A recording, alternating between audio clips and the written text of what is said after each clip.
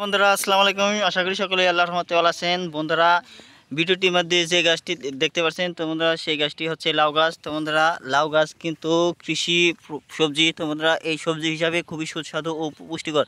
তো বন্ধুরা এই লাউয়ের মধ্যে অনেক ধরনের বন্ধুরা ভিটামিন রয়েছে। আপনারা যদি নিয়মিত লাউ সেবন করতে পারেন তাহলে বন্ধুরা আপনাদের শরীরে বিভিন্ন অংশের রোগ ইনশাল্লাহ ভালো হবে।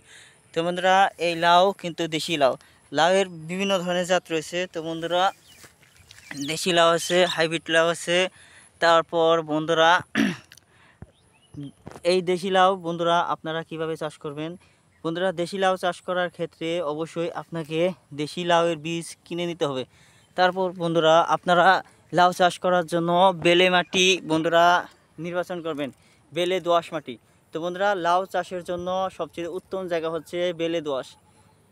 বন্ধুরা অন্যান্য মাটিতে তেমন লাউ চাষ হয় না। তো বন্ধুরা যে মাটিতে দেখবেন বালু রয়েছে এবং কি মাটির সংমিশ্রণ রয়েছে সেই মাটিতে আপনারা লাউ চাষ করবেন। অন্যথায় যদি আপনারা অন্য মাটিতে লাউ চাষ করেন তাহলে বন্ধুরা লাউয়ের ফলন কিন্তু ভালো হবে না, আপনারা ক্ষতির সম্মুখীন হয়ে পড়বেন।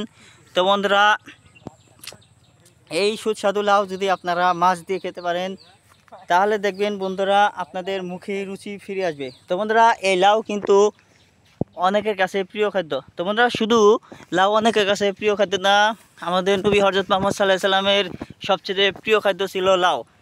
তরকারি হিসেবে তিনি লাউ খেতে অনেক পছন্দ করতেন। তাই আপনারাও এই সুস্বাদু লাউ খাওয়া শুরু করুন। ধন্যবাদ আপনাদেরকে।